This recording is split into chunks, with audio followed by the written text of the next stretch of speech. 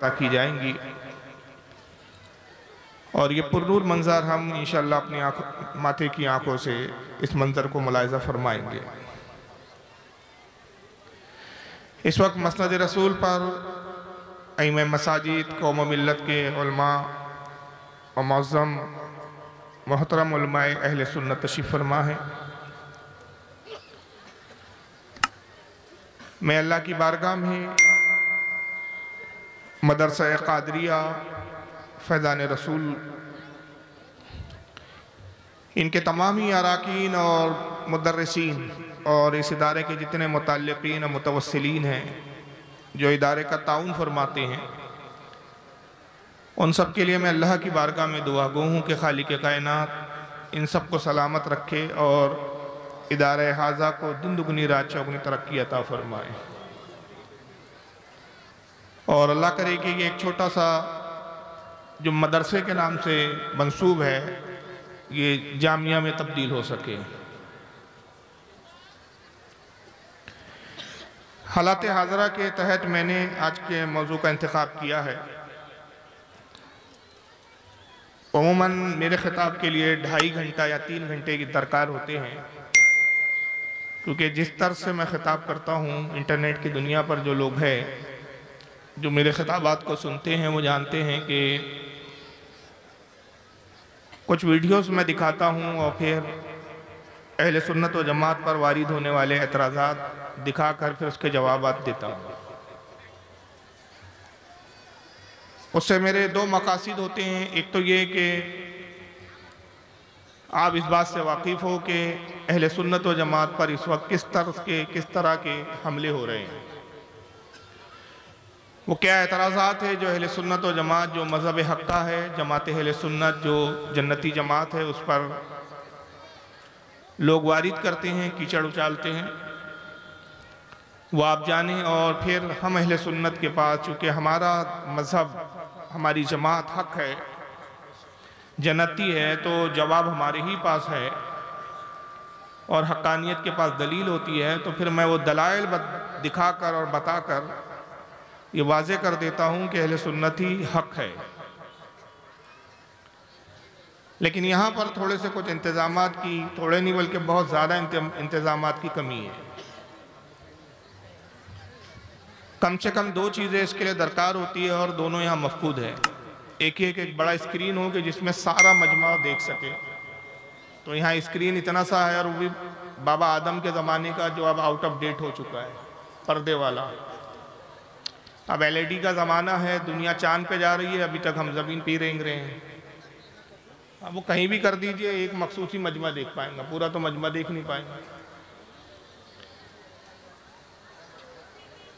تو اسکرین بھی یہاں پر مناسبت کے اعتبار سے نہیں ہے، اور میں مجبوری سمجھ سکتا ہوں، میں تنظیم کے لیے یہ نہیں کہہ رہا ہوں کہ ان کی کوتاہی ہے، اصل میں مل نہیں پایا، اور مل اس لیے نہیں پایا کہ جھارکھنڈ، بہار، بنگال یہ ایسے علاقے ہیں جو ترقی سے بہت پیچھے چل رہے ہیں۔ ابھی ہمارے مہاراشٹر سے 50 سال پیچھے ہیں۔ ابھی ہمارے ہاں ڈرون کیمرے چل رہے ہیں، ٹرالی کیمرے چل رہے ہیں، لیکن ابھی یہاں پردے سے LED تک نہیں پہنچ پائے ہیں آپ لوگ۔ دوسرا کہ اس کے لیے ساؤنڈ کی بھی ضرورت ہوتی ہے، ویڈیو جو دکھائے جاتے ہیں اس میں جو ساؤنڈ ہوتا ہے، جو آوازیں ہوتی ہیں، وہ بھی اسپیکر کے ذریعے آپ تک آنا چاہیے، اس کا بھی انتظام یہاں پر مفقود ہے۔ لہٰذا بس تقریر ہی کروں گا میں، اور چند نصیحت آموز باتیں حالات حاضرہ پہ میں عرض کروں گا کہ اس وقت پورے ہندوستان میں جو حالات سے مسلمان گزر رہے ہیں اس سے آپ اور ہم سب اچھی طرح سے واقف ہیں۔ مجھے تفصیلات اور ایک بات کو بتانے کی ضرورت اس لیے نہیں ہے کہ سوشل میڈیا آج ایک ایسا پلیٹ فارم ہے کہ جس کے ذریعے ہر شخص اپنے گھر میں بیٹھے ہوئے ہونے والے ہر واقعے کی خبر کو بخوبی جانتا ہے، اور جانتا ہی نہیں بلکہ دیکھتا بھی ہے اور سمجھتا بھی ہے۔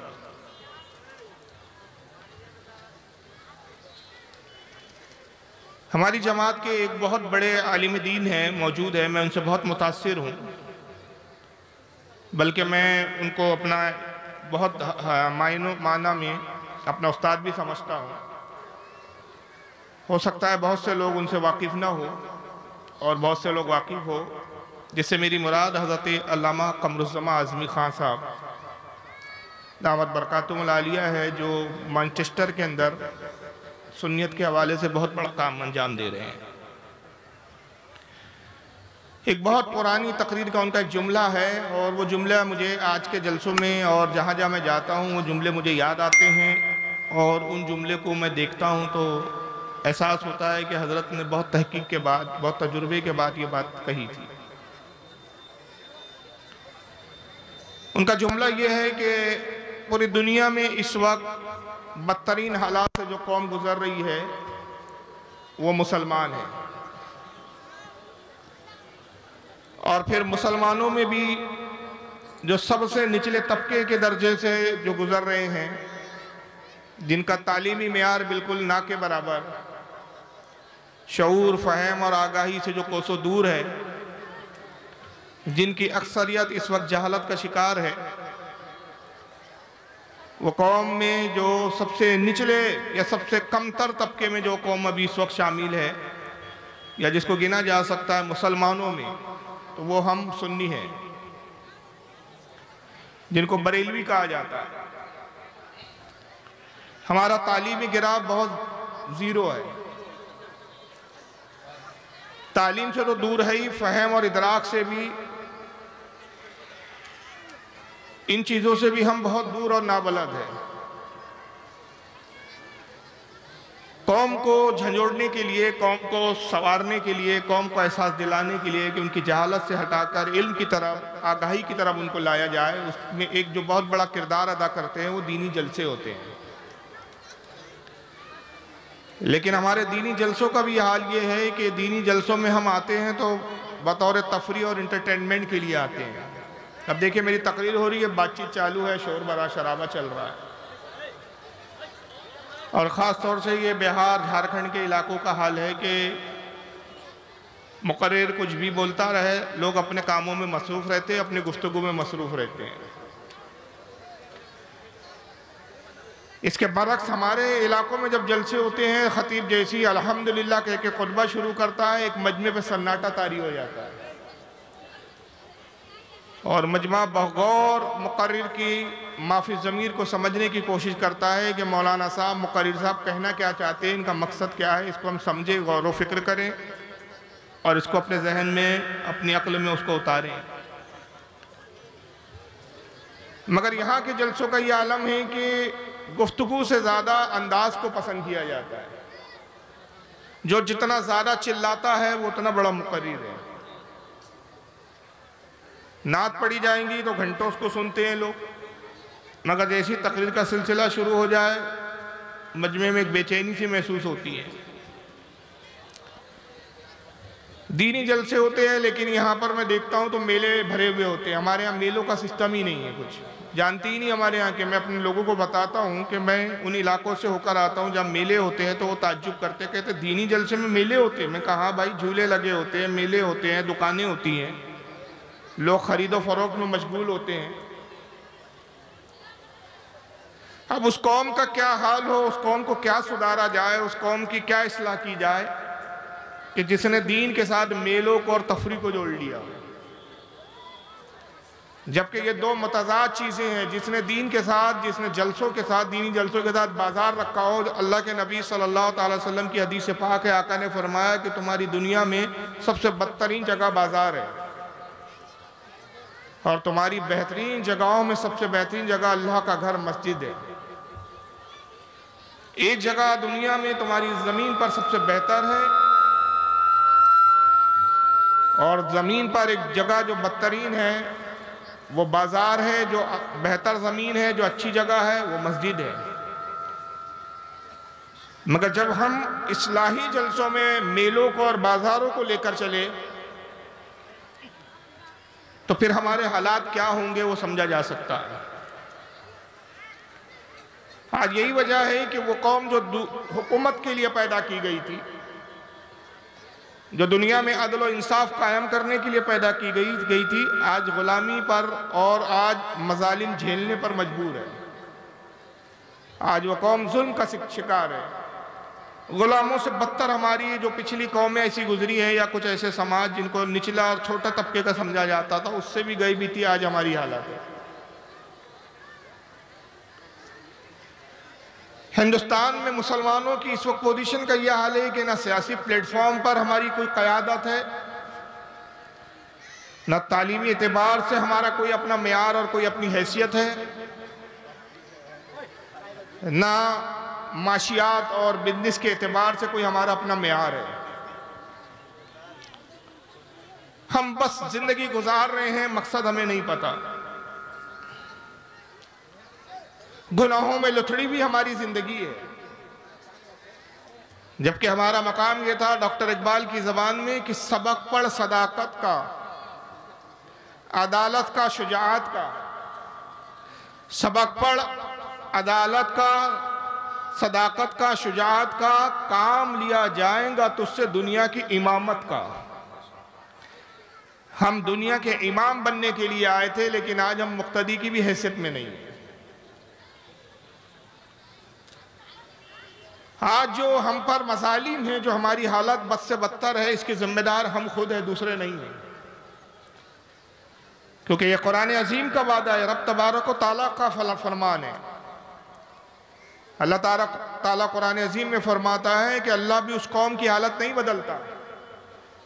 ان اللہ لا یغیر ما بقوم، اللہ اس قوم کا حال نہیں بدلتا حتی یغیر ما انفسہم، جو خود اپنی حالت کو بدلنا نہ چاہے۔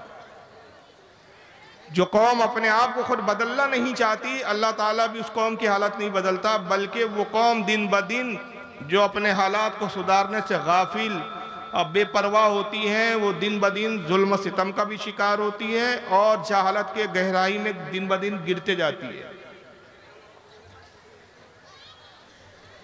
آج مجھے بتانے کی ضرورت نہیں ہے، کیونکہ اب تو پوزیشن یہ آ گئی ہے کہ ایک وقت یہ تھا کہ جو کچھ گزر رہا ہے ہمارے ساتھ وہ ایک علیحدہ بات ہے، لیکن کم سے کم ہندوستان کی زمین پر اتنی تو اجازت تھی کہ ہم اپنا حالات کا بیان کر سکتے تھے، اپنی آہ و فغاں کا اظہار کر سکتے تھے، اپنے درد و کرب کا اظہار اپنی قوم کے سامنے کر سکتے تھے۔ اب اس پر بھی پابندیاں لگائی جا رہی ہیں۔ اب اگر کوئی اپنی قوم کی اصلاح کے لیے کچھ کہتا بھی ہے تو اس پر بھی کیسز ہو جاتے ہیں۔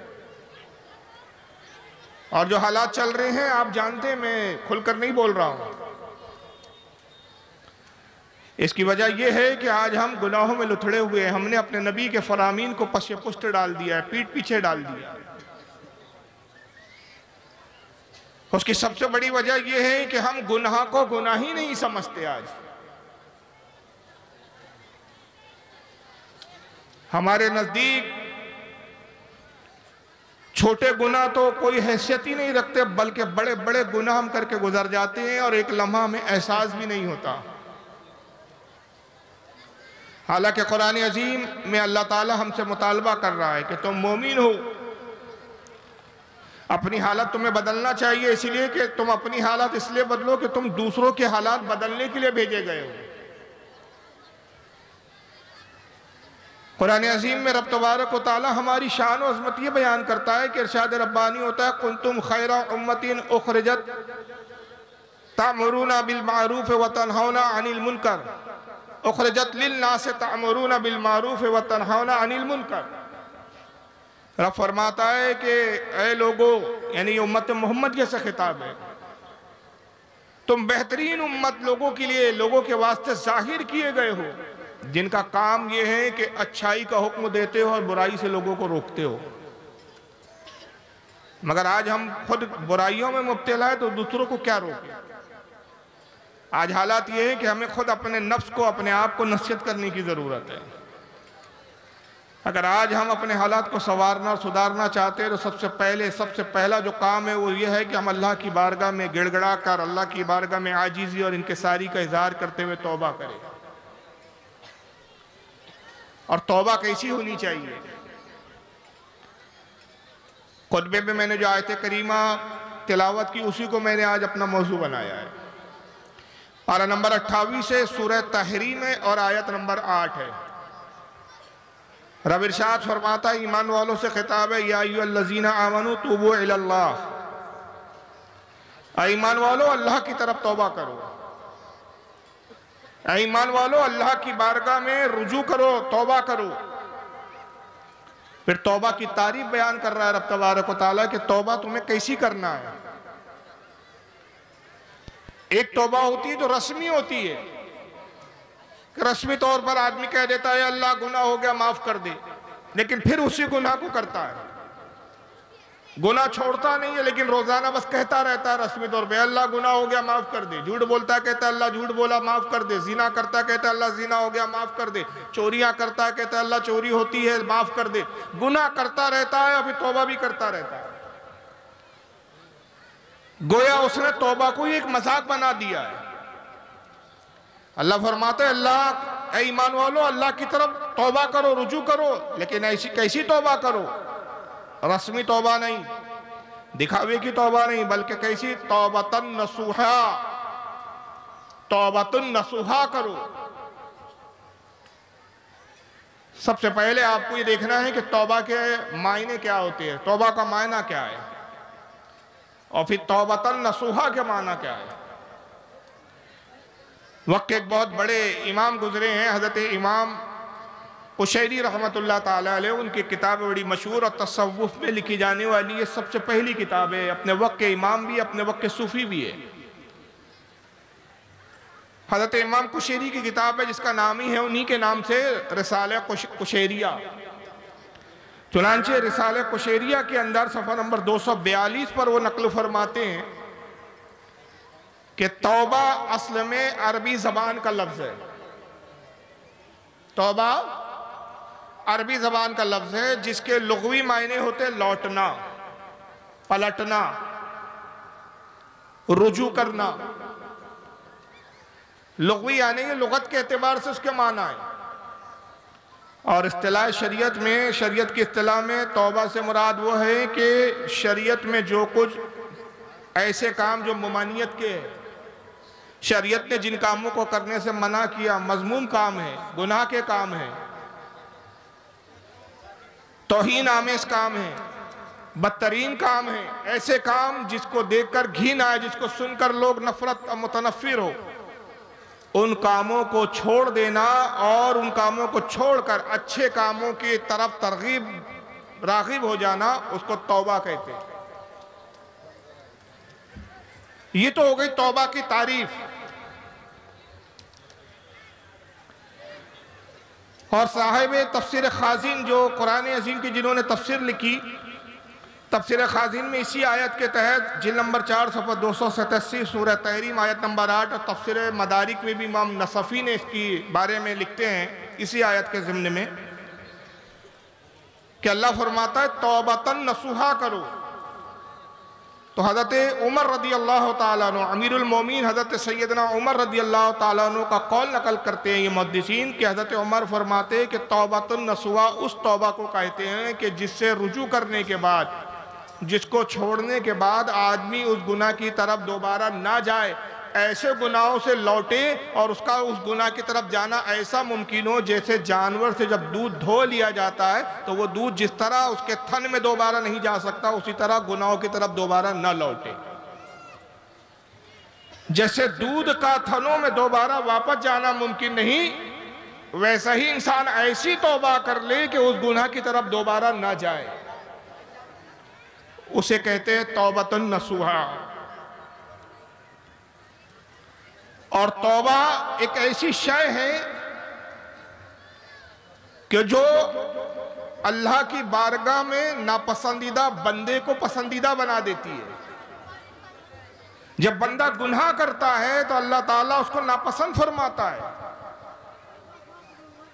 اور اس کے بعد جب وہ توبہ کرتا ہے، سچے دل سے توبہ کرتا ہے، توبۃ نصوحا کرتا ہے، تو اللہ تعالیٰ کا پسندیدہ ہو جاتا ہے۔ اور پھر اس کی کیفیت اور حالت کیسی ہوتی ہے؟ حضرت عبداللہ ابن مسعود رضی اللہ تعالیٰ عنہ کی حدیث ہے جس کو امام ابن ماجہ نے اپنی کتاب الزہد کے اندر نقل کیا، حدیث نمبر اس کی 4250 ہے کہ آقا صلی اللہ تعالیٰ علیہ وسلم ارشاد فرماتے ہیں کہ بندہ جب کسی گناہ کو کر جاتا ہے، بشری اعتبار سے گناہ ہو جاتا ہے، مگر پھر توبۃ النصوحہ کرتا ہے، اس عہد کے ساتھ توبہ کرتا ہے کہ اللہ یہ گناہ ہو گیا، اب یہ گناہ میں دوبارہ نہیں کروں گا۔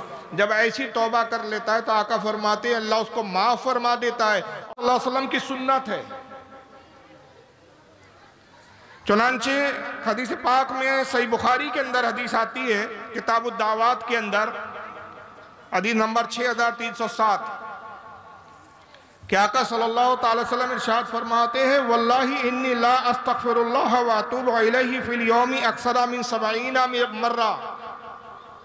آقا فرماتے ہیں لوگو اللہ کی قسم، قسم کھا کے فرما رہے ہیں، واللہ اللہ کی قسم میں اپنے رب کی بارگاہ میں روزانہ 70 مرتبہ استغفار کرتا ہوں، 70 مرتبہ توبہ کرتا ہوں۔ کتنی مرتبہ توبہ؟ یہ ایک تعداد بتائیے۔ اس حدیث کی تشریح اور اس کی شرح کرتے ہوئے حضرت امام بدر الدین آئینی رحمۃ اللہ علیہ عمدۃ القاری شرح البخاری میں نقل فرماتے ہیں کہ اس کا یہ مطلب نہیں ہے کہ رسول اللہ سے روزانہ معاذ اللہ استغفر اللہ لا حول ولا قوت الا باللہ العلی العظیم کے گناہ ہوتے تھے پھر نبی توبہ کرتے تھے۔ انبیاء یاد رکھیے معصوم عن الخطا ہوتے ہیں، گناہ کرنا تو دور کی بات ہے، گناہ کا شائبہ بھی ان میں نہیں ہوتا، گناہ کرنے کا خیال بھی ان میں پیدا نہیں ہوتا۔ اعلان نبوت سے پہلے بھی وہ معصوم ہوتے، خطاؤں سے پاک ہوتے، اعلان نبوت کے بعد بھی پاکی ہوتے ہیں۔ حتیٰ کہ گناہ کبیرہ، بڑے گناہ تو چھوڑیے، گناہ صغیرہ اور مکروہات سے بھی انبیاء پرہیز کرتے ہیں۔ حضرت امام بدر الدین آئینی رحمت اللہ علیہ فرماتے اس حدیث کی شرح کرتے ہوئے کہ اللہ کے نبی 70 مرتبہ اللہ کی بارگاہ میں اس لیے توبہ کرتے تھے تاکہ ہم امتیوں کے لیے سنت بن جائے اور یہ نمونہ بن جائے۔ اس میں توبہ کے ساتھ ہمارے گناہ بھی مٹا دیے جائیں، اور چونکہ نبی نے توبہ کی تو سنت کا ہم کو ثواب بھی دے دیا جائے۔ ہم گناہگاروں کی خاطر آقا نے توبہ کی اللہ کی بارگاہ میں، ورنہ یہ نہیں کہ نبی پاک صلی اللہ تعالی وسلم معاذ اللہ گناہوں میں لتھڑے ہوئے تھے یا گناہ کرتے تھے، یہ تصور کرنا بھی جائز نہیں ہے۔ امت کی تعلیم کے لیے آپ نے توبہ کی، اور ایک بار نہیں، آپ فرماتے روزانہ کا یہ میرا معمول ہے، روزانہ میں اللہ کی بارگاہ میں 70 مرتبہ اللہ کی بارگاہ میں توبہ کرتا۔ تو نبی پاک صلی اللہ تعالی وسلم نے اس کو اپنا عمل بھی بنا لیا، اور توبہ کرنا اللہ کو کتنا پسند ہے۔ ایک حدیث قدسی میں آتا ہے، آقا فرماتے ہیں کہ رب تبارک و تعالی ارشاد فرماتا ہے، میرا پروردگار مجھ سے ارشاد فرماتا ہے کہ مجھے وہ بندہ بڑا پسند ہے کہ اگر نادانستہ طور پر اس سے گناہ ہو جائے، گناہ کر گیا، انسان ہے، بشر ہے، کمزوریاں ہیں، اس میں کمیاں ہیں، اور پھر میری بارگاہ میں وہ توبہ کر لیتا، اللہ فرماتا ہے میرا بڑا پسندیدہ وہ بندہ ہے۔ اور اگر اے لوگو تم توبہ کرنا چھوڑ دو، میری بارگاہ میں تم رجوع کرنا چھوڑ دو، تو میں قادر ہوں کہ تمہیں فنا کر دوں، ختم کر دوں، ہلاک کر دوں، اور ایک ایسی قوم لے آؤں کہ جو گناہ کرنے کے بعد میری بارگاہ میں جھک جائے اور توبہ کرے۔ اس سے پتہ چلا کہ توبہ اللہ کو بڑی پسند ہے۔ جب ابلیس مردود قرار دیا گیا، آپ سب جانتے ہیں کہ ابلیس مردود کیوں ہوا؟ فرشتوں کا سردار تھا، عزازیل نام تھا، فرشتوں کو آداب الہی سکھاتا تھا، فرشتوں کو عبادت کے رموز اور طریقے بتاتا تھا، مگر اللہ کی نافرمانی کی، حضرت آدم کو سجدے کا حکم دیا اللہ نے، اس نے سجدہ نہیں کیا، نافرمانی کی، اس کی بنیاد پر کافر قرار دیا گیا، مردود ہو گیا، ابلیس اور شیطان ہو گیا۔ اللہ نے فرمایا اخرج، نکل یہاں سے، اب تجھ پر قیامت تک لعنت ہے، اب تو میری بارگاہ کا دھتکارا ہوا ہے۔ تو اس بدبخت نے توبہ نہیں کی، اڑ گیا، اور اپنے اس جاہلانہ کام کی تعویلیں کرنے لگا، کہا کہ میں اس لیے نہیں جھکا آدم کے سامنے، میں آگ سے پیدا کیا گیا ہوں، آدم مٹی سے بنائے گئے ہیں، آگ بہتر ہے، آگ کی فطرت بلندی کی طرف اٹھنا ہے، مٹی کی فطرت پستی کی طرف چاہنا ہے، چونکہ میں آدم سے بہتر ہوں، تخلیق میں آدم سے پہلے ہوں، فرشتوں کا سردار ہوں، تخلیق بھی اچھی شے سے میری ہوئی ہے، لہٰذا میں اپنے سامنے کمزور اور ناقص کو کیسے سجدہ کروں؟ یہ بیجا تعویلیں کی، اس نے یہ نہ دیکھا کہ یہ اللہ کا حکم ہے۔ توبہ توبہ نہیں کی، اپنے گناہ پر اڑ گیا، اللہ نے مردود ابلیس شیطان قرار دیا، خبیث قرار دیا، کہا میری بارگاہ سے نکل جا۔ جب جانے لگا تو اللہ کی بارگاہ میں نعوذ باللہ من ذالک جرأت کر کے کہتا ہے کہ اے پروردگار میں تجھ سے وعدہ کرتا ہوں کہ جب آدم کو تو زمین پر بھیجیں گا، کیونکہ تو نے پہلے ہی فرمایا کہ آدم کو زمین پر میں خلیفہ بناؤں گا، انی جاعل فی الارض خلیفہ، آدم کی اولادیں بھی ہوں گی زمین پر، تو میں اولاد آدم کو گمراہ کروں گا، بہکاؤں گا، ان کو تیرے راستے سے ہٹا دوں گا، اور میں ان کی طاق میں لگا رہوں گا۔ ہر اولاد آدم کو میں اس وقت تک جب تک بہکا نہ لوں چین سے نہیں بیٹھنے والا، میں وعدہ کرتا ہوں تجھ سے۔ اللہ نے فرمایا مردود میں بھی وعدہ کرتا ہوں، مجھے اپنی عزت و جلال کی قسم، اپنی شان و عظمت کی قسم، میں آدم کی اولاد کو اس وقت تک بخشتا رہوں گا جب تک وہ توبہ کرتے رہیں گے، حتیٰ کہ آخری سانس ان کے حلق میں ہوں گی، جب بھی وہ توبہ کریں گے میں ان کی توبہ کو قبول کر لوں گا۔ اگر تو گمراہ کرنے پر کمر بستہ ہے تو میں بھی مغفرت کرنے پر تیار ہوں، اور میں بندے کو ہر حال میں بخشنے والا ہوں، بشرط کہ بندہ عاجزی اور انکساری کے ساتھ میری بارگاہ میں جھک جائے۔ بندہ جب عاجزی اور انکساری کے ساتھ اللہ کی بارگاہ میں جھک جاتا ہے، اس کا یہ جھکنا ہی اللہ کو پسند آتا ہے۔ چنانچہ حکایات میں آتا ہے، اور اس کو بہت سارے علماء اور محدثین نے لکھا ہے، امام عبد الرحمن الصفوری الشافعی نے نزہۃ المجالس میں اس کو نقل کیا، اور بھی متعدد علماء نے نقل کیا ہے کہ قوم بنی اسرائیل میں بارش روک دی گئی۔ یاد رکھیے جب گناہ بڑھتے ہیں تو نعمتیں روک دی جاتی ہیں، قوم کو آزمائش میں مبتلا کر دیا جاتا ہے۔ آج ہماری آزمائش کا سبب ہمارے گناہ ہے۔ قوم بنی اسرائیل میں گناہ بڑھ گئے، بارش روک دی گئی، اب بارش نہیں ہو رہی ہے، لوگ کھانے پینے کے لیے محتاج ہو گئے، یہاں تک کہ لوگ ہلاکت کے قریب پہنچ گئے، مرنے کی نوبتیں آ گئی، جانور مرنے لگے، کھیتیاں سوکھ گئی، زمین سوکھ کر بالکل کڑک ہو گئی، پانی پینے کے ذخائر ختم ہونے لگے۔ لوگ جاتے، بنی اسرائیل کی قوم کے لوگ جاتے، دعا کرتے، مگر اللہ تعالیٰ ان کی دعا کو قبول نہیں فرماتا۔ روزانہ جاتے، دعا کرتے، گڑ گڑاتے، مولا توبہ ہماری قبول کر، ہمارے گناہوں کو معاف فرما دے، ہم پہ بارش برسا دے، بارش نہیں برستی۔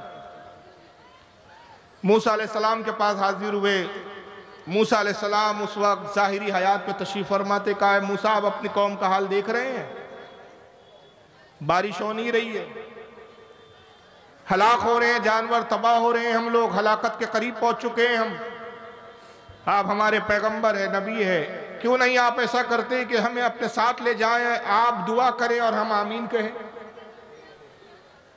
کیا بعید ہے کہ آپ کی دعا اللہ تعالیٰ قبول کر لیں، اور یقیناً اللہ آپ کی دعا قبول کریں گا کہ آپ اللہ کے محبوب ہیں۔ جناب موسیٰ علیہ السلام نے فرمایا کہ اچھا ٹھیک ہے، کل ہم سب لوگ ایک بہت بڑے میدان میں جمع ہوں گے جو آبادی سے دور تھا، اور تم سب جب میدان میں آ جاؤ، یہاں تک کہ تم میں جو بچے ہیں ان کو بھی ساتھ لے لو، جو بیمار ہیں ان کو بھی ساتھ لے لو، جو جانور ہیں ان کو بھی ساتھ لے لو، حتیٰ کہ ایسے بیمار جو چل پھر نہیں سکتے، ضعیف ہو گئے، بوڑھے ہو گئے، چلنے پھرنے سے معذور ہیں، انہیں بھی اپنے ساتھ لے لو، ان کو اپنے کاندھوں پر، ان کو سواریوں پر بٹھا لو، پوری آبادی میں کوئی جانور نہ رہے، کوئی بچہ نہ رہے، کوئی بیمار نہ، پوری آبادی کو خالی کر کے میرے ساتھ چلو۔ آپ نے حکم دیا اور قوم کے لوگ جمع ہو گئے، ساتھ میں دودھ پیتے بچوں کو بھی لے جایا گیا، چھوٹے بڑے جتنے جانور تھے گھروں میں ان کو بھی رسیاں کھول کر ان کو بھی ساتھ لے جاتی ہے قوم بنی اسرائیل۔ یہ قوم جو بیمار تھے، جو چل پھر نہیں سکتے، ان کو کھاٹ پر رکھ کر کاندھوں پر سوار کر کے ان کی اولادیں ان کو لے کر چلتی ہے، اور میدان میں پورے بنی اسرائیل جمع ہو گئے، گویا پوری آبادی اب خالی تھی۔ حضرت موسیٰ علیہ السلام کے لیے ایک ممبر لگایا گیا، لکڑی کا ایک ممبر بنایا گیا، ممبر ایک تخت کو کہتے ہیں، آپ اس پر جلوہ گر ہوئے اور آپ نے کہا لوگوں میں دعا کرتا ہوں تم آمین کہو۔ موسیٰ علیہ السلام نے ہاتھوں کو اٹھایا، عرض کیا مالک کائنات میری امت پر، میری قوم پر رحم فرما، یہ ہلاک ہو رہے ہیں، تباہ ہو رہے ہیں، بارش اور اپنی رحمت عطا فرما دے۔ رب تبارک و تعالیٰ نے وہی نازل ہوئی، اللہ نے فرمایا کہ موسیٰ جانتے ہو بارش کیوں روکی گئی ہے؟ اے موسیٰ تم دعا تو کر رہے ہو، کیا یہ نہیں جاننے کی کوشش کرو گے کہ بارش رکی کیوں ہے؟ ہم نے اپنی رحمت کو کیوں روک لیا اس قوم سے؟ پروردگار مجھے بتا تاکہ میں اپنی قوم کی اصلاح کروں، کس سبب سے بارش روکی گئی؟ اللہ نے فرمایا اس پوری قوم میں ایک ایسا گناہگار ہے، ایک ایسا بدکار ہے کہ ایسا کوئی گناہ نہیں ہے جس نے وہ اس نے نہ کیا ہو۔ جتنے گناہ ہوتے ہیں دنیا میں، جتنے گناہ جانے جاتے ہیں، ہر کوئی گناہ وہ کر گزرا ہے اور مسلسل گناہ کرتا ہے، اپنے گناہوں سے رجوع نہیں کرتا، توبہ نہیں کرتا، معافی نہیں، اسے پچھتاوا نہیں۔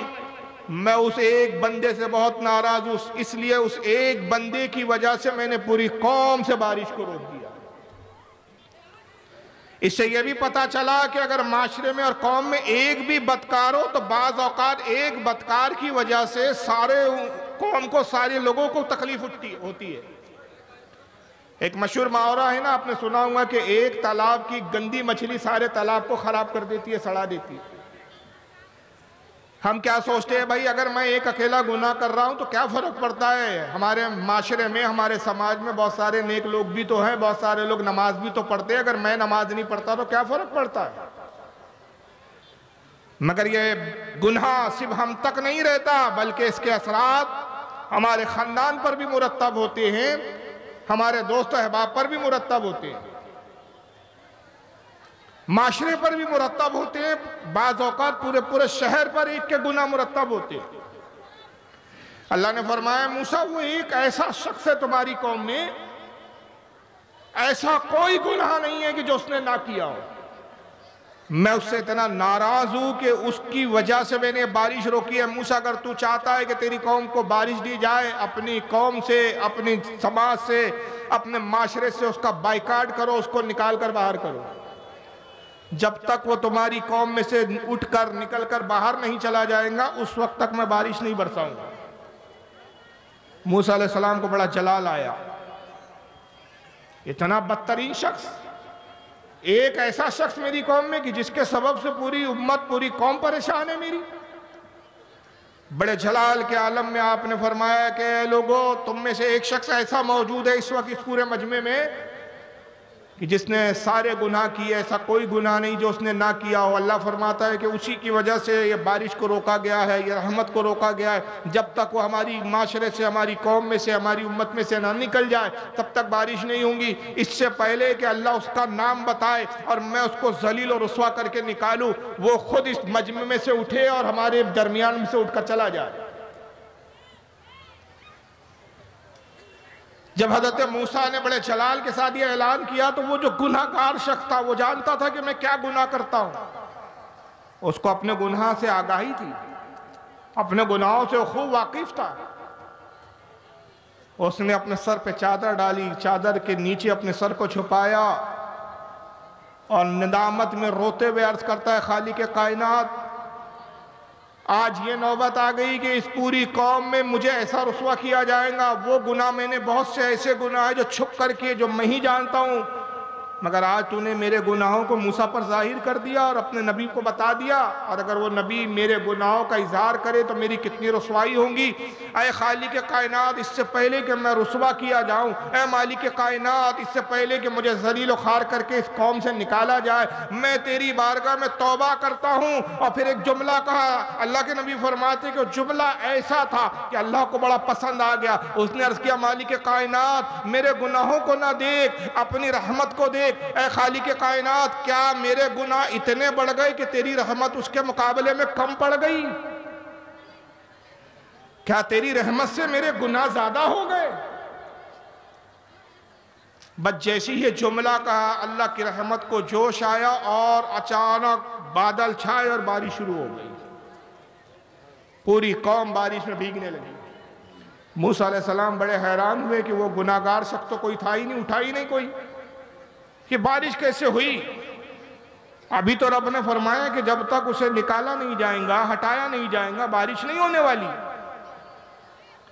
حضرت موسیٰ نے عرض کیا پروردگار عالم، تو ارشاد فرما رہا تھا کہ میری امت میں میری قوم میں کیسا گناہگار ہے کہ ہر کوئی گناہ اس نے کیے ہیں، جب تک اس کو نکالا نہ جائیں گا بارش تو عطا نہیں فرمائیں گا۔ لیکن اس پوری قوم میں جتنے قوم بیٹھی ہوئی ہے، جتنے لوگ بیٹھے، اس میں سے تو کوئی ایسا شخص اٹھا ہی نہیں کہ جو اس طرح کا اٹھتا اور وہ نکل جاتا کہ ہم سمجھتے کہ وہ گناہگار ہے۔ لیکن اس سے پہلے کہ کوئی اٹھے تو نے بارش عطا فرما دی۔ اے پروردگار یہ کیسے بارش عطا کر دی گئی؟ آخر ہوا کیا؟ رب نے ارشاد فرمایا موسیٰ ابھی اس بندے نے توبہ کی اور میں نے اس کی توبہ کو قبول فرما لیا ہے۔ حضرت موسیٰ عرض کرتے پروردگار اس بندے کا نام اور اس کی پہچان بتا تاکہ وہ اس تائب کو، اس توبہ کردہ شخص کو جو تیری بارگاہ میں توبہ کر کے مقبول اور پسندیدہ ہو چکا ہے، میں اس کو دیکھوں اور اس کی زیارت کروں۔ اللہ نے ارشاد فرمایا اے موسیٰ جب وہ گناہگار تھا تب میں نے اس کو چھپایا، اب تو وہ تائب والا ہو گیا ہے، میرا پسندیدہ ہو گیا ہے، توبہ تن نصوحہ کر چکا ہے، اب کیا اس کا نام اور پہچان ظاہر کر کے اس کو اب رسوا کر دوں؟ جب گناہگار تھا تب تو میں نے اس کے گناہوں کو چھپایا، اب تو وہ تائب ہو چکا ہے، توبہ کر چکا ہے، اب کیوں میں سے ظاہر کروں تاکہ لوگ جانے کہ یہ گناہگار وہی تھا؟ تو اللہ تعالیٰ توبہ قبول کرتا ہے بشرطے کہ بندہ سچے دل سے توبہ کرے۔ ایک حدیث پاک میں آتا ہے کہ آقا صلی اللہ تعالی وسلم ارشاد فرماتے ہیں کہ ایک بندے کو قیامت کے دن لایا جائے گا، وہ بندہ کانپ رہا ہوگا، اس کا بدن پر کپی تاری ہوگی، بدن تھر تھرا رہا ہوگا، رب کے سامنے لایا جائے گا کیونکہ وہ بندہ بڑا گناہگار ہوگا۔ رب فرمائیں گا اب کیوں کانپ رہا ہے، اب کیوں ڈر رہا ہے؟ جب دنیا میں ڈرنے کا وقت تھا تو تب ڈرا نہیں، جب دنیا میں مجھ سے خوف کھانے کا تیرا وقت تھا تو نے مجھ سے خوف نہیں کیا، اے بندے اب کیوں کانپ رہا ہے، اب کیوں ڈر رہا ہے؟ وہ بندہ عرض کرے گا خالق کائنات میں نے گناہ کیے، مانا کہ مجھ سے گناہ ہوئے، لیکن رب قدیر تیری رحمت اتنی ضرور تھی کہ میں وہ گناہ چھپ کر کرتا تھا اور وہ گناہ قوم اور میرے لوگ آس پاس کے نہیں جانتے تھے، لیکن آج میں اس لیے لرزہ بر اندام ہوں، اس لیے خوف زدہ ہوں، اس لیے کانپ رہا ہوں کہ رب کائنات آج میرے گناہ سب کے سامنے کھولے جائیں گے اور سب کے سامنے مجھے رسوا کیا جائے گا۔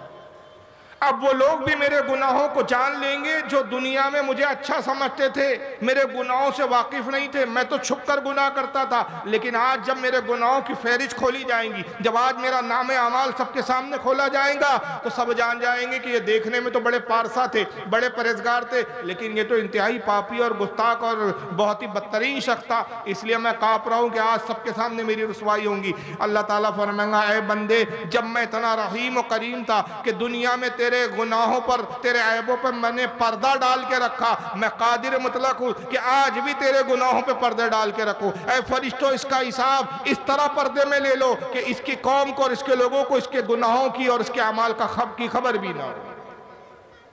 آقا فرماتے ہیں کہ اس کے حساب و کتاب اس طرح پوشیدگی کے ساتھ لے لیا جائے۔ تو اللہ کی رحمت مائل و کرم ہے، لیکن کوئی مانگنے والا تو ہو۔ اور یاد رکھیے گناہوں کے تعلق سے ایک اصول و ضابطہ ہے، اور یہ ضابطہ ہم نے نہیں بنایا، یہ اللہ کے رسول نے بیان فرمایا۔ آقا نے فرمایا کہ بندہ دنیا میں اگر توبہ نہ کرے، بغیر توبہ کیے ہوئے دنیا سے چلے جائے تو اس گناہ کی سزا قیامت کے دن پھر بہت شدید، اور اگر اس نے توبہ کر لی یا اس گناہ کی اس کو سزا مل گئی تو اللہ تعالیٰ ایک گناہ کی سزا 2 مرتبہ نہیں دیتا۔ یہی وجہ ہے کہ صحابہ کرام کا ہم جب عمل دیکھتے ہیں تو صحابہ کرام کا یہ حال تھا کہ اول تو گناہوں سے اپنے آپ کو حتی الامکان بچاتے تھے، اور خدا نہ خواستہ بشری اعتبار سے کوئی گناہ ہو جائے تو وہ خود رسول کی بارگاہ میں حاضر ہو کے اپنے گناہوں کی تلافی کرتے، اپنے گناہوں کا اقرار کرتے تھے، کیونکہ قرآن عظیم کا حکم ان کے پیش نظر تھا، جو سورہ نساء آیت نمبر 64 میں رب نے ارشاد فرمایا وَلَوْ أَنَّهُمْ إِذْ ظَلَمُوا أَنفُسَهُمْ جَاءُوا، اے لوگو جب تم اپنی جانوں پہ ظلم کرو، یعنی تم کوئی گناہ کرو تو میرے محبوب کی بارگاہ میں آ جاؤ، فَاسْتَغْفِرُ اللَّهِ، اللہ سے استغفار کرو، اللہ سے توبہ کرو، وَاسْتَغْفَرَ لَهُمُ الرَّسُولُ، اور اگر یہ میرا رسول تمہاری سفارش کر دے میرا رسول تمہارے لیے بھی اپنے ہاتھوں کو اٹھا لے، لَوَاجَدُ اللَّهَ تَوَّابًا رَحِيمًا، تو تم اللہ کو بہت زیادہ توبہ قبول کرنے والا پاؤ گے۔ اس حوالے سے میں ایک واقعہ پیش کرتا ہوں، ورنہ صحابہ کے ایسے واقعات بہت سارے ہیں۔ ایک صحابی رسول ہے جن کا نام ہے حضرت معاذ ابن مالک رضی اللہ تعالیٰ، شادی شدہ تھے حالانکہ، ایک عورت کے ساتھ بدکاری پر آمدہ ہو گئے۔ جس عورت سے بدکاری کی وہ بھی شادی شدہ تھی۔ حضرت معاذ نے اس کے ساتھ زنا کیا، نعوذ باللہ۔ اس عورت وہ ایک حسین و جمیل خوبصورت عورت تھی، اس کے گھر کے قریب سے گزر رہے تھے، گھر کے باہر وہ کھڑی ہوئی تھی، اس نے ان کو اپنی طرف راغب کیا، یہ راغب ہو گئے اور اس گناہ میں مبتلا ہو گئے۔ ایک جذباتی کیفیت تھی، روک نہ سکے اپنے آپ کو، گناہ کر گزرے، بعد میں احساس ہوا کہ میں رسول اللہ کا صحابی ہوں اور میں نے کیا کیا ہے۔ اللہ تعالیٰ قیامت کے دن کتنا سخت عذاب کریں گا اس گناہ پر۔ بارگاہ رسالت میں حاضر ہوتے ہیں، صحابہ کا جمگٹھا ہے، صحابہ کے جھربٹ میں آقا صلی اللہ علیہ وسلم بیٹھے ہوئے، حضور کی بارگاہ میں حاضر ہوتے ہیں اور سلام عرض کیا اور کہا، اللہ کے نبی مجھے پاک فرما دیجئے۔ یہ جملہ تھا اس وقت جس سے سرکار جان جا گئے کہ یہ کس گناہ کی بات کر رہے ہیں اور کس گناہ سے پاکی کے لیے آئے ہیں۔ اسلام کا قانون یہ ہے کہ کسی بھی جرم کی سزا 2 وقت نافذ ہوتی ہے۔ پہلا یہ کہ کوئی جرم ہو، کوئی گناہ ہو اور مجرم خود اپنے گناہ کا 3 مرتبہ اقرار کر لے۔ اگر کسی مجرم نے خود اقرار کر لیا 3 مرتبہ کہ ہاں یہ گناہ میں نے کیا، تو اب شریعت کا قانون نافذ ہو جائے گا۔ دوسرا یہ کہ مجرم اگرچہ انکار کرے مگر جو ہے باشرہ 3 متقی اور پرہیزگار اہل ایمان میں سے 3 گواہ مل جائے۔ 4 زنا کے 4 ہے، باقی گناہ کے 3، زنا کے لیے 4 گواہ چاہیے۔ 4 گواہ مل جائے، متقی پرہیزگار، اس کے شرائط بھی بڑے سخت ہے پھر، کہ بازاروں میں کھاتے پیتے نہ ہو، مسکرہ پن نہ کرتے ہو، باشرہ ہو، متقی ہو، اور اس حال میں دیکھا ہوگا علماء کہتے ہیں کہ اس حال میں اس فعل کو انجام ہوتے ہوئے دیکھا ہوگا جیسے سرما دانی میں سلائی۔ اب وہ اس حالت میں اپنی آنکھوں سے دیکھا اور وہ گواہی دے تو پھر جرم ثابت ہوتا ہے۔ اب یہاں کوئی گواہ نہیں تھا، انہوں نے پہلی بار آئے سرکار کی خدمت میں عرض کہ یا رسول اللہ مجھے پاک کر دیجئے اس گناہ سے۔ آقا نے چہرہ پھیر لیا۔ سرکار چاہتے تھے کہ یہ بچ جائے، کیونکہ شریعت کی سزا یہ ہے کہ اگر شادی شدہ ہو کر کوئی زنا کرے تو اس کی سزا موت ہے، اور موت بھی اتنی دردناک اور بھیانک کہ قوم کے لوگ اس پہ پتھر مارے، جس کو سنسار کرنا کہتے ہیں، اتنے پتھر مارے جائیں جب تک کہ اس کا دم نہ نکل جائے۔ اور اگر کوئی کوارا شخص کرے، شادی شدہ نہیں ہے، کوارا اس نے زنا کیا، تو اس کی سزا ہے 80 کوڑے، اور وہ 80 کوڑے اتنے شدید ہوتے تھے کہ بعض اوقات کسی پہ اگر 80 کوڑے کی سزا نافذ ہوتی تھی تو چند کوڑوں میں بھی کئی لوگوں کے دم نکل جاتے تھے۔ 100 کوڑے؟ کیا 80 ہے؟ جی؟ اچھا، حضرت بتا رہے ہیں کہ 100 کوڑے ہیں زنا کے لیے، میں وہ جملے سے رجوع کرتا ہوں 80 کے لیے، 100 کوڑے۔ اور وہ کوڑے کیا ہوتے ہیں؟ چابک جس کو بولتے ہیں نا، اور اس کے سامنے ایک نوکیلا سا تھوڑا سا کیل لگا دی جاتی تھی، جب کوڑا مارا جاتا تھا، کھینچا جاتا تو چمڑی لے کے نکلتا ہے۔ اندازہ لگائیے ایسے کوڑے کھانا اتنا آسان نہیں، ہم جیسے کمزور لوگ تو برداشت بھی نہ کریں، اس میں بھی موت ہو جاتی تھی کئی بار، بچ گیا تو قسمت۔ اب آقا چاہتے ہیں کہ سزا نہ ہو، یہ اللہ کی بارگاہ میں توبہ کر لیں، اللہ قبول کر لیں گا، میں بھی اللہ کی بارگاہ میں سفارش کروں گا۔ لیکن ان کی نیت کیا ہے حضرت معاذ کی، کہ اس سے پہلے کہ میں مروں اور مرنے کے بعد قیامت کے دن اس کا سخت عذاب مجھے دیا جائے، میں دنیا میں ہی پاک و صاف ہو کر چلا جاؤں۔ اس جرم جو جرم مجھ سے ہو گیا، اس جرم کی سزا میں دنیا میں پالوں۔ پہلی بار عرض کہ اللہ کے نبی مجھے پاک فرما دیجئے، سرکار نے چہرہ پھیر لیا۔ دوسرے بار پھر حضور کے چہرے کے سامنے آتے، پھر عرض کرتے یا رسول اللہ مجھے پاک فرما دیجئے۔ آقا نے پھر چہرہ پھیر لیا۔ بار بار چہرہ اس لیے پھیر رہے ہیں کہ معاذ گویا تم یہاں سے چلے جاؤ، کیوں اقرار کر رہے ہو اپنے جرم کا؟ تم ہی جانتے ہو، کوئی اور نہیں جانتا، اپنے گناہ پر سب کو کیوں گواہ کر رہے ہو؟ جب تیسری بار کہنا چاہا تو آپ نے صحابہ سے مخاطب ہو کر کہا کیا ہے میرے صحابہ، کیا یہ دیوانہ ہے، مجنون ہے، پاگل ہے؟ مطلب میری بات سمجھ نہیں رہا ہے، اپنے گناہ کا بار بار اقرار کر رہا ہے، کیا یہ مجنون ہے، دیوانہ ہے؟ صحابہ نے عرض کیا اللہ کے نبی، مائز دیوانے اور پاگل نہیں ہے، مجنون نہیں ہے۔ حضرت مائز خود کہتے یا رسول اللہ میں دیوانہ مجنون نہیں ہوں، ہوش و حواس میں کہہ رہا ہوں، اپنے جرم کا اقرار کر رہا ہوں، اے اللہ کے نبی مجھے پاک فرما دیجیے۔ جب تیسری بار اقرار کر لیا تو سرکار نے کہا کہ مائز تو نے اپنے اوپر حد کو اب لازم کر لیا، اگر کاش تو اللہ کی بارگاہ میں رجوع کرتا، میں تیری سفارش کرتا، کیا بعید تھا کہ اللہ تیرے جرم کو، اس گناہ کو معاف کر دیتا، مگر اب تو نے اقرار کیا تو شریعت کا حکم تجھ پہ نافذ ہو۔ فرمایا لوگوں جاؤ اسے سنسار کرو۔ ایک وادی میں قوم کے لوگ لے گئے اور پتھر مارنا شروع کیا۔ جب پتھر برسنے شروع ہوئے، انسان تھے، درد ہوتا تھا، تکلیف ہوتی تھی، بے شمار پتھر آ رہے ہیں، پیشانی زخمی ہو رہی ہے، ہاتھ ٹوٹ رہا ہے، پیر کی ہڈی ٹوٹ رہی ہے، گال اور رخسار زخمی ہو رہے ہیں، ہونٹ زخمی ہو رہے ہیں، آنکھ پہ پتھر لگ رہا ہے، سر پہ پتھر لگ رہا ہے، چاروں طرف سے پتھروں کی بارش ہے۔ جب زخم آئے، پتھروں کی شدید ضربے محسوس ہوئی، تکلیف ہوئی تو بھاگے۔ قوم پیچھا کرتے رہی، یہاں تک کہ یہ بھاگتے رہے اور لوگ پیچھے بھاگ بھاگ کے پتھر مارتے رہے۔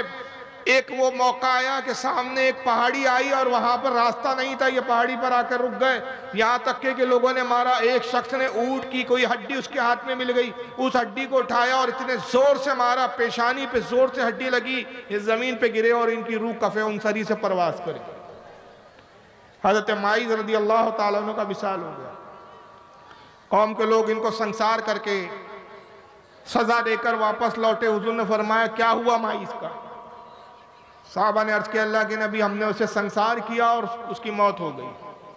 اور پھر پوری کیفیت بتائی کہ سرکار وہ اس طرح بھاگے۔ حضور نے فرمایا کہ جب وہ بھاگ رہے تھے تو کاش تم اس کو چھوڑ دیتے۔ تبھی ایک صحابی میں سے کسی شخص کی زبان سے کچھ سخت جملے نکل گئے حضرت مائز کے لیے۔ انہوں نے کہا کتنا بدترین جو شخص تھا کہ یا رسول اللہ آپ کا صحابی تھا اور صحابی ہو کر اس نے ایسا برا فعل انجام دیا۔ جب یہ جملے صادر ہوئے اس شخص سے تو آقا نے فرمایا خاموش ہو جاؤ، تم کیا جانو کہ مائز نے کیسی توبہ کی ہے؟ اس نے ایسی عظیم توبہ کی کہ اس کی توبہ اگر تمام روئے زمین پر تمام لوگوں میں پھیلا دی جائے تو سب کے گناہوں کے لیے کافی ہو جائے۔ ایسی توبہ کی حضرت مائز نے۔ پھر ایک دوسری روایت میں آتا ہے کہ وہ خاتون جس کے ساتھ انہوں نے زنا کیا تھا وہ بھی حضور کی بارگاہ میں حاضر ہوتی ہے، وہ بھی عرض کرتی ہے یا رسول اللہ مجھے پاک فرما دیجیے۔ کہا کیا تو وہی عورت ہے جس کے ساتھ مائز مبتلا ہوا؟ عرض کیا ہاں یا رسول اللہ۔ اب یہاں آقا کا علم غیب بھی دیکھیں آپ۔ حضور نے اس کی طرف دیکھا اور ارشاد فرمایا کہ میں دیکھ رہا ہوں کہ تیرے شکم میں وہ بچہ جان پا رہا ہے، سانسیں لے رہا ہے جو اس زنا کے نتیجے میں تیرے شکم میں ہے۔ مائز نے جو تیرے ساتھ جو کچھ فعل کیا اس سے بچہ تیرے شکم میں تیرے پیٹ میں قرار پکڑ چکا ہے۔ چونکہ وہ بچہ بے قصور ہے، اگر تو ماری گئی تو بچہ بھی ہلاک ہو جائے گا، جاؤ جب بچے کی ولادت ہو اس کے بعد آؤ۔ یہ خاتون چلے گئی، صحابیہ تھی یہ بھی، 9 مہینے کے بعد آتی ہے، بچے کی ولادت ہو چکی ہے، گود میں بچے کو لے کر آتی ہے، عرض کرتی ہے یا رسول اللہ وہ بچہ پیدا ہو چکا ہے، سرکار مجھے اب پاک کیجئے۔ میں بتانا یہ چاہتا ہوں، اندازہ لگائیے صحابہ اکرام میں گناہوں سے تائب ہونے کا کتنا جذبہ تھا۔ انسان تھے، بشری اعتبار سے گناہ سرزد ہو جاتے تھے کیونکہ معصوم نہیں تھے۔ معصوم صرف 2 ذاتیں ہیں، فرشتے اور انبیاء کے علاوہ کوئی معصوم نہیں ہوتا۔ لیکن اولیاء کے بارے میں ہمارا عقیدہ یہ ہے کہ اولیاء معصوم نہیں ہوتے لیکن محفوظ ہوتے۔ اللہ تعالیٰ ان کو امان عطا فرماتا ہے اور اپنے فضل و کرم سے ان کو گناہوں سے بچاتا ہے۔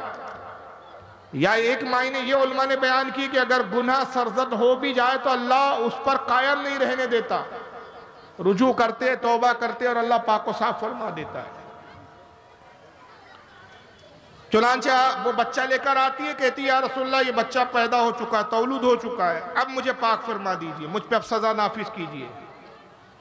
آقا صلی اللہ علیہ وسلم نے فرمایا کہ بچہ بھی دودھ پیتا ہے، شکم یہ شیرخوار بچہ ہے، یہ ابھی دودھ پینے میں تیرا محتاج ہے، جا اس بچے کو لے کے جا اپنے ساتھ، اور جب یہ بچہ کچھ کھانے پینے کے لائق ہو جائے تب آنا، تب تجھے سزا دی جائے گی، تب تجھ پر شریعت کا حکم نافذ کیا جائے گا۔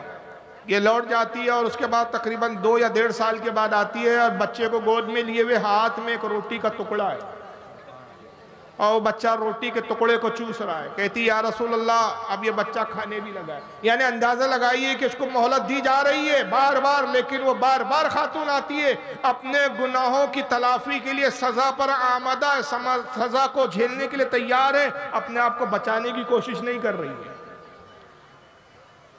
یہ ایسے توبہ کرنے والی جماعت تھی، کہتی یا رسول اللہ یہ بچہ دیکھیے اب یہ کھانا پینے بھی لگا ہے، اب یہ دودھ کا محتاج نہیں، میں نے اس کا دودھ چھڑا دیا ہے، حضور دیکھیے یہ روٹی بھی چوس رہا ہے۔ آقا نے اس بچے کو اپنی گود میں لیا اور فرمایا اپنے صحابہ سے تم میں سے کوئی ہے جو اس بچے کی کفالت اور پرورش کا ذمہ لے لے؟ ایک صحابی آگے بڑھے، عرض کہ یا رسول اللہ اگر آپ پسند کریں تو یہ بچہ مجھے دے دیں تاکہ میں اسے اپنے بیٹوں کی طرح پالوں، اس کی پرورش کروں، میں اس کی ذمہ داری لینے کے لیے تیار ہوں۔ سرکار نے اس صحابی کو بچہ دے دیا اور فرمایا جاؤ اب اس پر حد قائم کرو۔ چنانچہ نتیجتاً ان پر بھی وہی حال ہوا کہ سنسار کیا گیا، اور اسی سنساری کے عالم میں ان کا وصال ہوتا ہے۔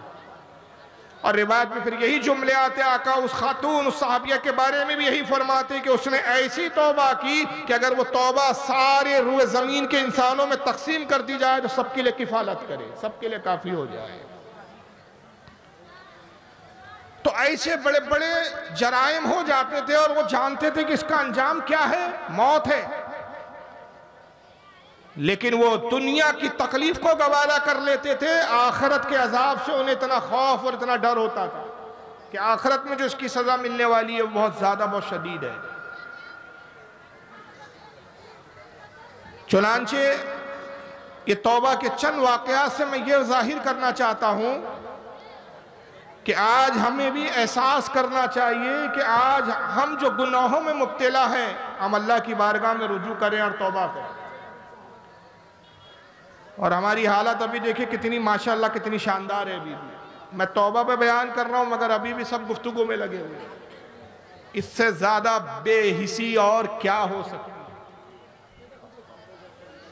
شرم نبی خوف خدا یہ بھی نہیں وہ بھی، ایسا لگتا ہے انسانوں کے بیچ ہم بیٹھے ہی نہیں ہیں، نہ جانے کون سی مخلوق ہے یہ کہ یہ سمجھ بھی رہی ہے کہ نہیں سمجھ رہی ہے، یا پتہ نہیں میں کون سی کوئی فارسی بول رہا ہوں یا کوئی اور بابا آدم کے زمانے کی زبان بول رہا ہوں جس سے شاید آپ لوگ واقف ہی نہیں ہے یا میری بات سمجھ میں ہی نہیں آ رہی ہے۔ یہ جلسوں کے حالات ہیں یار، آپ لوگوں کے آنکھ حیرانی ہوتی ہے، عقل میں حیران ہو جاتا ہوں یار یہ کیا حال ہے قوم کا، کہ آج اپنے اسلاف کی بات ہم سننا نہیں چاہتے، چٹکلے چاہیے ہم کو، لطیفے چاہیے، چیخ و پکار چاہیے، اس کو ہم نے فن تقریر سمجھ رکھا ہے، اس کو ہنر سمجھ رکھا ہے۔ واعظ و نصیحت ہمیں ہضم نہیں ہوتی، بور ہوتے ہیں ہم اس وقت اگر کوئی واعظ و نصیحت کرے، لطیفے سنائیے بڑا مزہ آئے گا، ہنسائیے بڑا مزہ آئے گا، ادھر ادھر کی ہاکیے بڑا مزہ آئے گا، حدیثیں ہمیں اچھی نہیں لگتی۔ جب ہمارا یہ حال ہو جائے کہ ہمیں اپنے ہی دین کی باتیں اچھی نہ لگے تو پھر شکایت کس بات کی جائے کہ ظالم ہم پر مسلط ہے، شکایت کس بات کی کہ ہم پر پھر ظلم ہو رہا ہے۔ ہم نے اپنی زندگی کو لہو و لہیب میں ایسا مبتلا کر رکھا ہے کہ اس سے باہر نکلنے کے لیے تیار ہی نہیں۔ آج ضرورت ہے کہ ہم اپنا جائزہ لیں اپنے گھر میں، ایک وقت رات میں جب پورے دن کی مصروفیات سے فارغ ہوتے، ایک وقت ایک کونے میں گوشے میں بیٹھ کر اپنے بارے میں اور اپنی قوم کے بارے میں کچھ سوچے۔ آقا فرماتے ہیں جو شخص پورا دن دنیاوی کاموں میں مشغول رہتا ہے، پھر کھاتا ہے اور رات میں بستر پر جا کے سو جاتا ہے اور ایک لمحے بھی اپنی قوم کے بارے میں اس کو کوئی فکر نہیں ہوتی، حضور فرماتے ہیں وہ شخص ہم میں سے نہیں، وہ ہم میں سے نہیں ہے۔ آج ہماری حالت قوم بنی اسرائیل کی طرح ہو گئی ہے کہ جو انبیاءوں کے پیغام کو اس کان سے سنتے تھے دوسرے کان سے نکال دیتے تھے۔ حالانکہ ہماری زندگی کیا ہے، ہمیں جو دنیا میں مہلت اور وقت دیا گیا ہے، کتنا دیا گیا ہے، ہماری کیا کیفیت ہے، اس کو سمجھنے کے لیے میں ایک حدیث سنا رہا ہوں، بس وہ سن لیجئے۔ شاہ عبدالحق محدث دہلوی رحمت اللہ تعالیٰ علیہ اپنے مکتوبات میں نقل کرتے ہیں کہ آقا نے ایک مرتبہ اپنے صحابہ کے درمیان میں خطبہ دیا، تقریر کی۔ ارشاد فرمایا کہ اے لوگو، میں تمہیں قوم بنی اسرائیل کے ایک شخص کا واقعہ سناتا ہوں۔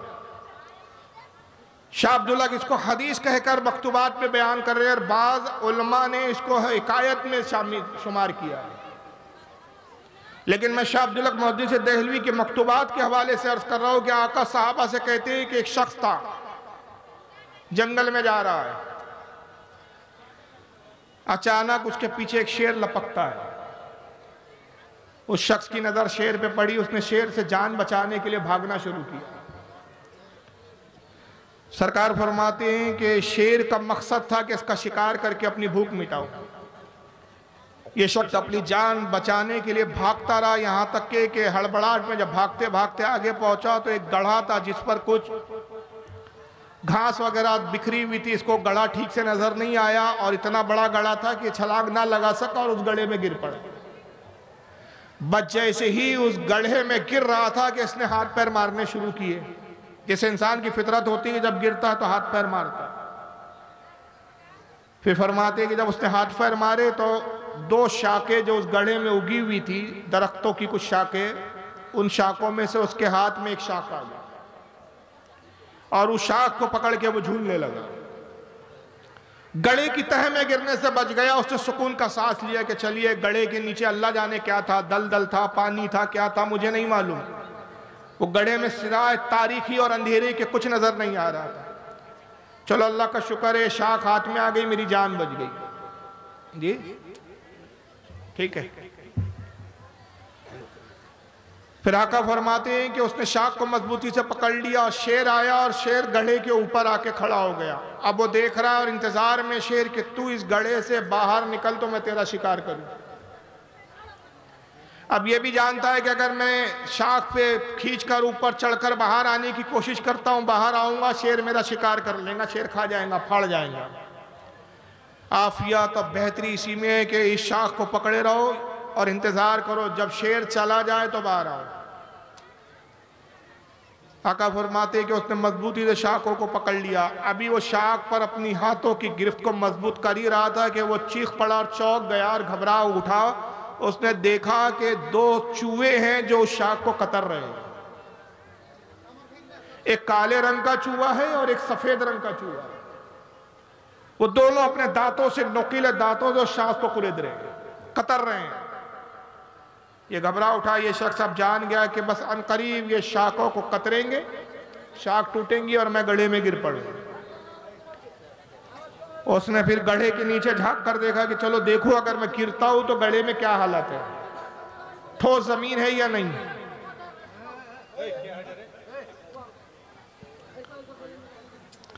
اگر ٹھوس زمین ہو تو میں اپنے آپ کو خود ہی گڑھے میں گرا دوں، اور جب شیر چلا جائے تو پھر باہر نکلنے کی تدبیر سوچی جائیں گی۔ آقا کہتے ہیں کہ جب اس نے جائزہ لینے کے لیے گڑھے کی تہہ میں جھانکا تو اس کی گھبراہٹ میں اور اضافہ ہو گیا، وہ اور پریشان ہو گیا کہ دیکھا کہ گڑھے میں ایک اسدہ ہے جو منہ پھاڑے کھڑا ہوا، بیٹھا ہوا ہے۔ اسدہ ہے وہ گڑھے میں اور اس کا منہ کھلا ہوا ہے، گویا وہ اس انتظار میں کہ تو گرے تو میرے منہ میں آئے اور میں تجھے نگلوں۔ اب ذرا تصور کیجئے اس شخص کی کیفیت کیا ہے، اوپر بھی موت ہے، نیچے بھی موت ہے، ہلاکت کے سوا چاروں طرف کچھ نظر نہیں آ رہا ہے۔ صحابہ کرام بڑے توجہ سے یہ سن رہے ہیں آقا صلی اللہ علیہ وسلم کی بات کو، اور حیران ہیں کہ ایک شخص کے ساتھ اتنے بھی اتفاق ہو سکتے ہیں۔ پھر آقا مزید آگے فرماتے ہیں کہ لوگو، اس نے دیکھا کہ اگر شاخ سے میری ہاتھ چھوٹتے ہیں اور میں گرتا ہوں تو اسدہ کے منہ میں، شاخ سے اگر چڑھ کر میں اوپر آتا ہوں تو یہ شیر مجھے کھا لیتا ہے، اور شاخ کو پکڑے ہی رہتا ہوں تو کچھ دیر کی زندگی ہے، اس کے بعد یہ شاخ ٹوٹتی ہے تب بھی میں اسدہ کے منہ میں۔ اب اس نے دیکھا کہ موت تو حق ہے، موت سے فرار نہیں، اب مرنا یقینی ہے، تو اب اس سے پہلے کہ میں موت کے آنے کی آہٹ کو دیکھ کر، موت کو اپنی طرف بڑھتا ہوا دیکھ کر خوف زدہ ہو کر میں اس سے پہلے ہی خوف زدہ ہو جاؤں اور گھبراؤں، تو کچھ ایسا کام اور کچھ ایسا عمل کروں کہ موت کا جو آ رہا ہے، خوف کی جو موت میرے قریب آ رہی ہے، میں اس سے کچھ وقت کے لیے کم از کم غافل ہو جاؤں۔ اس نے اس گڑھے میں آس پاس دیکھنے لگا، تو آقا فرماتے ہیں کہ پاس ہی اسے ایک تھوڑے ہی دور پر ایک دوسری جو جھاڑیاں تھی وہ گڑھے میں، اس جھاڑیوں میں اس کو